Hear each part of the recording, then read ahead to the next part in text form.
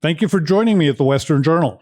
If you've missed the other parts of the General Flynn interview, be sure to check them out after you watch this one. Now sit back, grab a cup of something with us, and enjoy.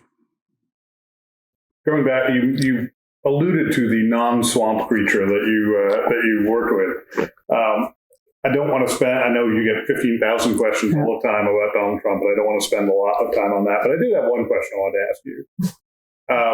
Because it goes very much to this point of where are we in the lifespan of a nation? Mm-hmm. And what role did the former president play in that? When you look back at the past 4 years prior to the current administration, there were plenty of things Donald Trump did that were great. I think he almost remade the federal judiciary, for instance, in a very positive way. Other things I wish he'd done that he didn't do. When you look back at those years, is there one accomplishment that you would say that that's the thing that we're going to remember Donald Trump for? Assuming the American experiment goes on 100 years, we're going to talk about Donald Trump having done this. Yeah. So first, the remaking of the federal judiciary remains to be seen. I think history will define better, like it always does, whether or not the impact that he did have. Because he did appoint a fair number of judges, and I forget the number, it's like 300 or something like that. Quite a number. But so the remaking of it remains to be seen, because what everybody understands is the Supreme Court. Most people don't know this district, that district, he appointed a bunch of judges in the judiciary, because the judiciary is a branch of our government, and the judiciary as a branch of our government is unaccountable, and they're at risk right now for almost zero lack of confidence by the American public. So it remains to be seen the true impact of his remaking, his remaking of the federal judiciary. I give him a lot of credit for what he was able to accomplish. So what's really the big ticket item that Donald Trump accomplished? Donald Trump created a mass movement. Okay? So you can call him, I've called him an economic president, because he did some incredible things for our economy, did some incredible things for our military. He fought really hard for our military. Sure. He's the first president in a long time that didn't get us involved in any nonsense war that we didn't need to be part of. He brought a sense of confidence, certainly on the foreign stage, and he brought a sense of confidence on the U.S. So he thickened the concrete foundation of America for many people. But the biggest thing that he did was he created a movement in this country that has, the Make America Great movement, that has awakened people to really get more involved. I mean, there's more people that voted for Donald Trump in 2016, and then, of course, in 2020, than have ever voted for presidents. Right. He won. There are statistics, and these are you can do your fact checking, and whoever wants to do it. There's statistics that go all the way back that I know of, I'm aware of, to 1896 in presidential elections, that Donald Trump, basically superseded. The number of African Americans, the number of Hispanic Americans, all of the data that you can look at, and it's hard data, it's readily available, it's provable, it's factual. So that's all part of this movement that he created. And now we're going through something very difficult in this country. It is unprecedented. We've never been here before. So you asked me that. Right. You mentioned that comment earlier. We have never been here before. So Donald Trump created a Make America Great movement. And within that movement, he did certain things. And I mentioned just a couple. I mean, he's probably the most pro-religious guy, probably the most pro-Christian guy that we've ever had, even though he's not a faith wearing on his sleeve guy at all. Right.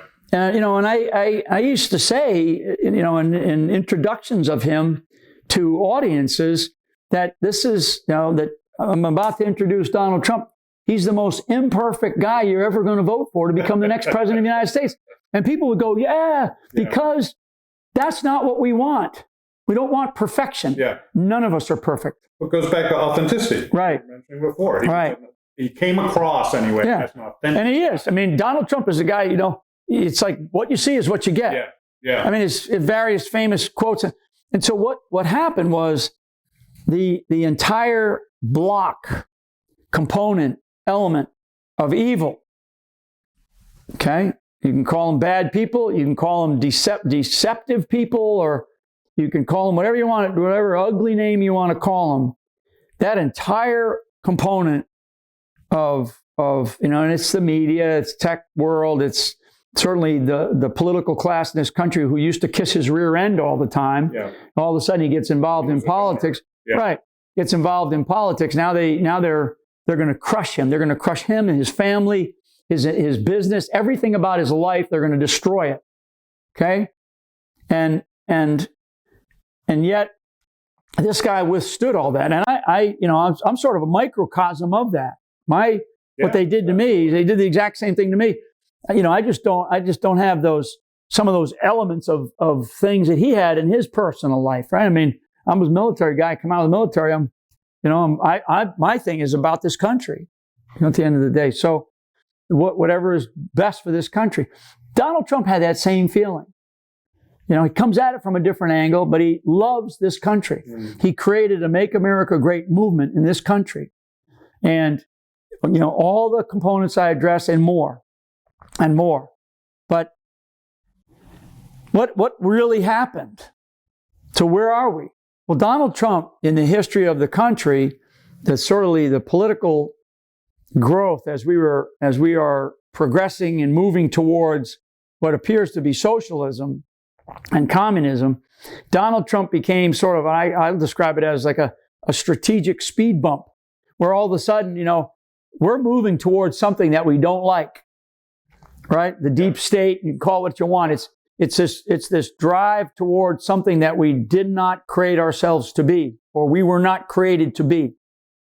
Probably a better way to say it. We were not created to be like this. We're moving towards it. We're moving towards it at a speed where the water's boiling really fast, right? It's boiling, and we're just swimmingly happy, taking our lives and our freedoms and our children's educations and all these things for granted. Absolutely. In this country. And all of a sudden, Donald Trump pops up and says, man, I can't take it anymore. He saw something. And he says, I got to get involved. So he got involved, and all of a sudden, the brakes go on, and he's like, and bam, you hit this speed bump. It's like driving down a highway or a road in your neighborhood, and they put a speed bump in, and if you hit it too hard, you're going to break your axles. Right. So some did. Some axles were broken. Yeah. Okay. Probably to their detriment. And now, that's going to cost them something to get those axles fixed. And the cost is going to be at your expense, right. Donald Trump. Right.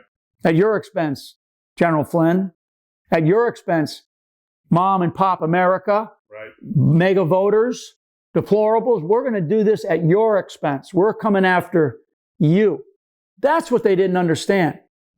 And so that speed bump was created. It's a big speed bump. It's not just one of these things, let's just go over it slowly and we'll get past it, we'll move on. Because that mega movement, which is in a way, it's a bit of a godsend. Yep. It has not gone away. Right. It's not going away. And they want it to go away.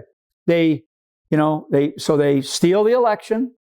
They do they create all these other things, this what I call just noise, beat us over the head and shoulders, beat all those. I mean, if you're a white guy who owns a Chevy truck, you're a racist today. Right. I mean, give me a break.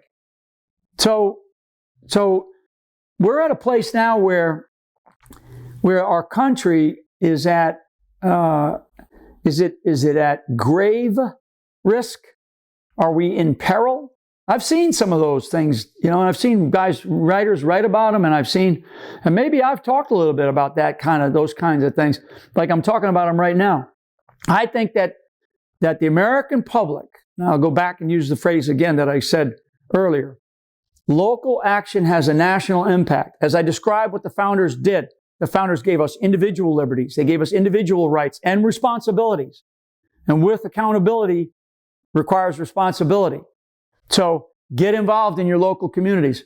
Stop complaining about what it is, about those politicians, about that thing on TV, about your censorship from whatever the social media outlet is. Yeah. Stop complaining. Move toward the fire.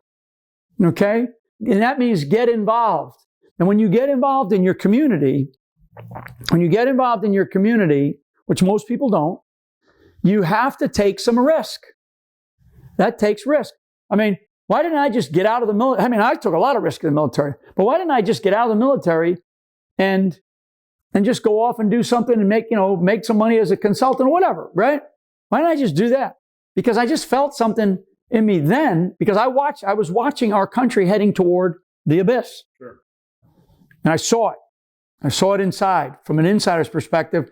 But I did my duty the best that I could, and I'm out, right? So all of a sudden I get back into, I step back into a world that I definitely don't like. That's the political world. And everybody now, you kind of see where we are. I mean, it wasn't that, Flynn did something and they went after him.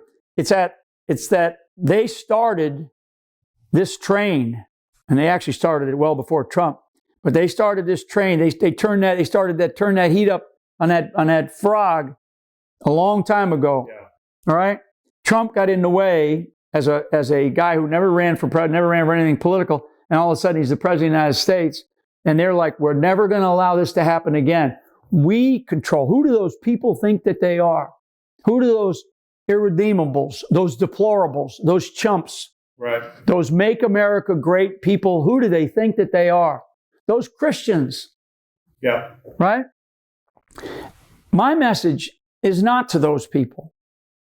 My message is not to those people, because everything that I've said, you're going to get a lot of people that watch this and they're going to go, that's right, he's right. That's exactly right. That's the way I feel. But my message is not to them, although I want it to resonate with them. My message is actually to people who go in blindly and vote for a Democrat, right? I mean, you're looking at a guy that just changed parties. I was just going to say, you were pretty much a lifelong Democrat, But we were a family, and I was, I won't get into the details of my mom because people can go look at other things that I've written or talked about my mom. But we were a pro-choice, pro-family. My mother ran as an anti-abortion candidate for Secretary of State just to get the abortion issue on the docket, just so somebody would talk about it. So we're pro-business. I mean, we're pro-everything, right? We're like, and definitely family, and definitely children, and all that. I mean, we were a democratic family that really voted for leadership and were taught about leadership, but also that was the Democratic Party of like the 70s and 80s. And that's where I think, when you think about Reagan and you think about the shifting of the political ideologies. I mean, the Democratic Party today is a Marxist, socialist, communist party. Yeah. So my message is back to those probably 25, maybe 35 million people in this country that should have buyer's remorse for what is currently operating out of the White House. Yeah. Because they should. I mean, you can't have this many executive orders. Again, we're running this country by fiat. You can't have these giant budgets that are being pushed through, that are being ramrodded through. You can't have a gallon of gas price going up, a gallon of milk price going up. All of the changes in our ability to pay our bills is now not as good as it was only 6 months ago. Right. I mean, this has been done in a 6-month period of time or less. So for all those people, there are 25 to 35 million people, voters out there, what I'm asking you is, don't just listen to a couple of sound bites. Do your research. You want to examine me? I'm a wide open book. I'm the most vetted person on the planet, Yeah. because, because I'm probably, and people go, well, no, and I've said this. I've joked with President Trump about this. He always says, that you're the most vetted guy on the planet. And I always say, no, Donald, you're the most vetted guy on the planet. But actually, I think about it more and more because, he's still fighting the tax wars up in New York. And he's right to do that. He's right to do that. But, I had to give up everything. Yeah. So, so I want that 25 to 35 million people who are voting blindly Democrat. They go into the booth and they go click. And then all of a sudden you get what you get. You get cities that are unpoliced because the police are afraid to go do their jobs, or they're told in some cases not to do their jobs. Safety and security, right? That's a Republican, that's a conservative issue. But we have to fight back more. Yeah. We have to fight back more. And I'm fighting, really, I'm fighting for everybody, but I'm fighting to try to help those people that I'm talking about right now, those 25 to 35 million voters, registered voters who vote Democrat, who actually go out and vote. And I'm telling them, you've got to think twice about the country that you want versus the country that you're about to get. And you can shut it off right now, and that's fine. Or you can do your research and dig in. And don't just take the soundbite from some cable news network that is lying to you and lying to this country and has been lying to this country for years, more than just 4 years, for decades. Go look it up. Go dig in. Go do your research. You go look at venues. Look at other venues like a Western Journal or you name it. We exist. Right. We exist to contradict. Right. Right. I like a good debate. I want to hear the other side. Do I watch some of those networks? Yeah. I do. Sure. Do I read some of those outlets? I do. And I don't, because I want to know what are the ways that they're twisting and distorting what is reality.